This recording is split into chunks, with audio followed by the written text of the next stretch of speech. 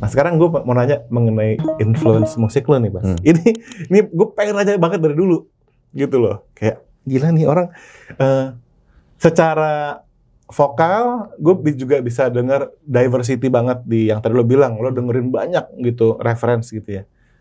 Bahkan reference anime aja ada kalau kata gue. Ada banget, ada banget. Loh kan berarti saya bener guys. Ada loh. Kayak fibra-fibra anime itu ada di situ gitu.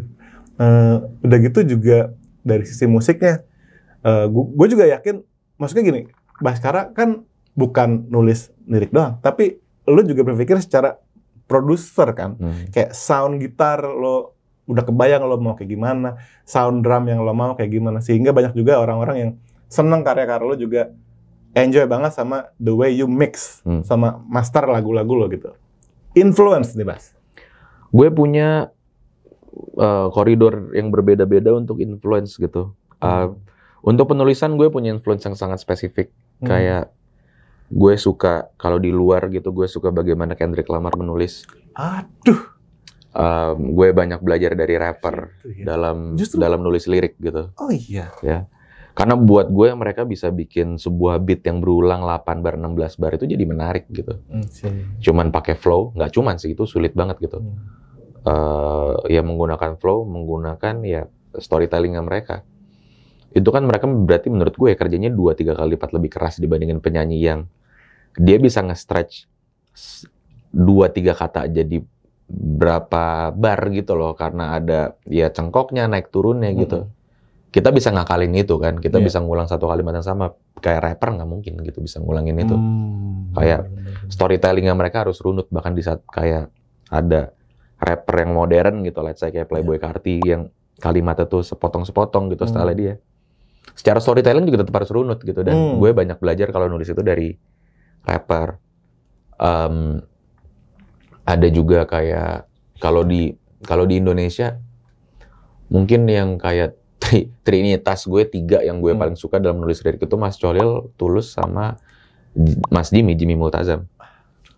Kayak gue selalu ngelihatnya, kalau gue mau belajar nulis sesuatu yang ringan tapi efektif itu gue melihat Tulus. Kalau gue mau melihat cara belajar menulis yang aktual kayak baca berita dan tegas itu ke Mas Cholil gitu. Kalau gue pengen belajar bermain dengan bahasa, gue melihat Bang Jimmy gitu, Jimmy Multazam. Dan itu di luar itu ya kayak dalam penulisan apapun yang lagi gue dengar pasti memberikan influence gitu ke gue.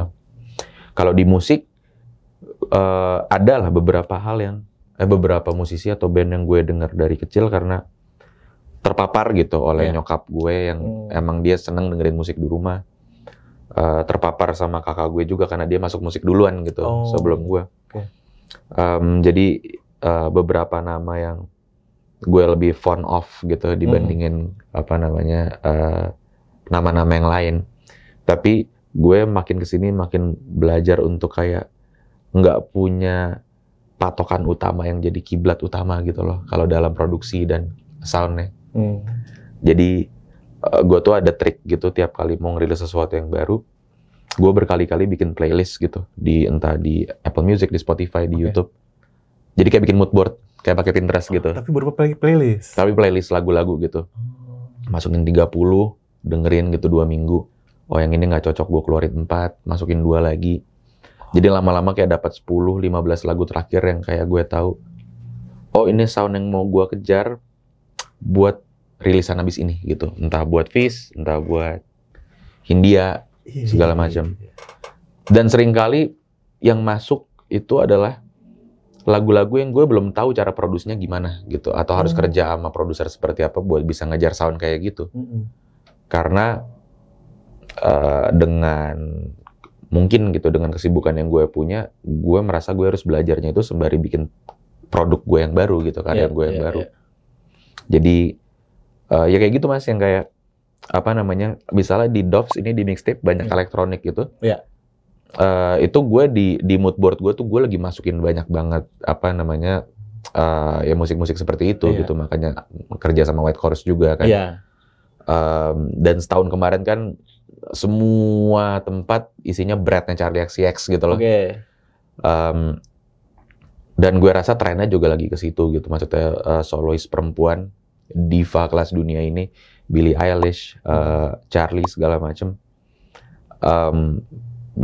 Kayak banyak elemen yang dibuang dari musiknya gitu loh. Bener-bener cuma jadi ya udah sub bass, kick, gitu hi-hat, sama amazing vocal production aja udah gitu. Kayak ini Yayo mungkin di sini kan. Ada Yayo gitu di sini kan. Cuman gitu kayak gue bikin mood boardnya gitu, dan hampir pasti kayak selalu yang gue denger tahun ini gitu sama tahun lalu dan tahun depan itu beda banget, kayak bipolar gitu.